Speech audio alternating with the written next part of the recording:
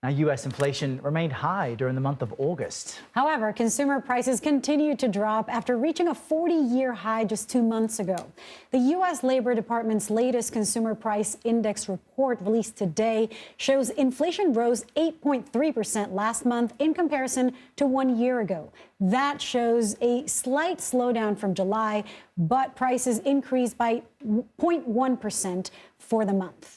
CBS News Chief White House correspondent Nancy Cordes joins us now to walk through this. And Nancy, I'm reluctant to ask how the White House is receiving this news, because as any White House will do, they'll spin it to their advantage. But from your point of view, is the White House trying to spin this as positive or troubling news?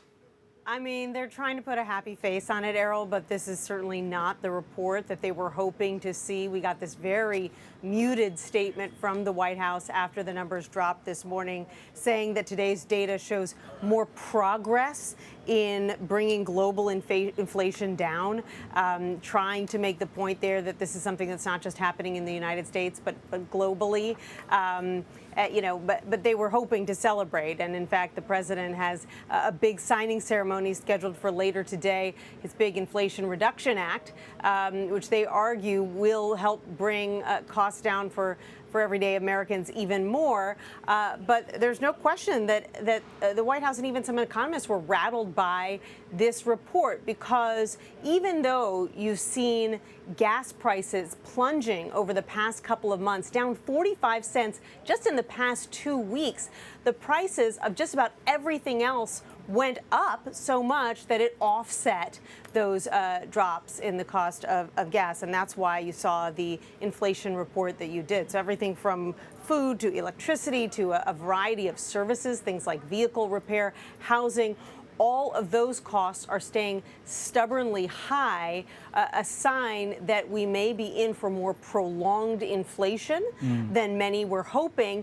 and also a signal that perhaps the Fed will have to be even more aggressive in trying to bring down prices. And that's probably why you saw the stock market take something of a plunge today, because they can see the writing on the wall. They can see what's coming. Yeah, it's hard to assess. I mean, the impact of the interest hikes, given that, the numbers are not as optimistic as we were hoping.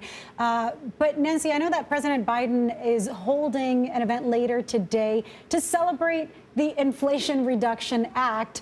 Some irony there. I mean, it's a tame celebration at the least, I assume. However, consumer prices rose in August on a monthly basis, which is in sharp contrast to, as you said, what economies were expecting. What are the next steps that we can expect from the administration to, start dealing with this? Well, the reality is that even though he is signing this multi-billion-dollar bill into law, it's not going to bring prices down. It's not going to reduce inflation in the traditional sense. It's not going to make your food less expensive. It's not going to make electricity less expensive. What it is going to do is it is going to cap some of the costs for seniors when it comes to prescription drugs. It'll make electric vehicles more cost effective to own. But this is long term.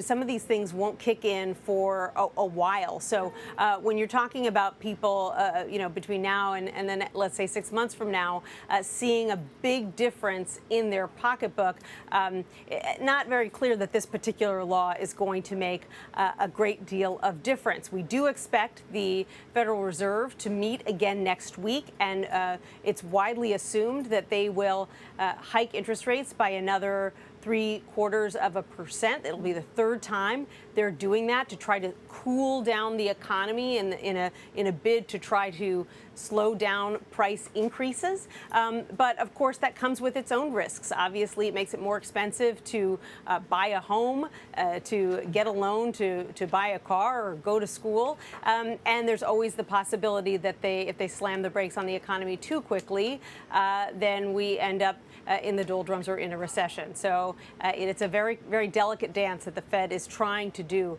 right now. And the fact that inflation is where it is might lead them to think that they've got to do it a fourth time. And they got to keep raising interest rates. And, that's what has the markets rattled right now. Well, that's been the fear and frankly, the projection from a lot of economies that it would take 4 hikes this year. Coming from 2 people who just started paying rent in New York just this last month, I hope that this next hike does have an impact on the cost of housing.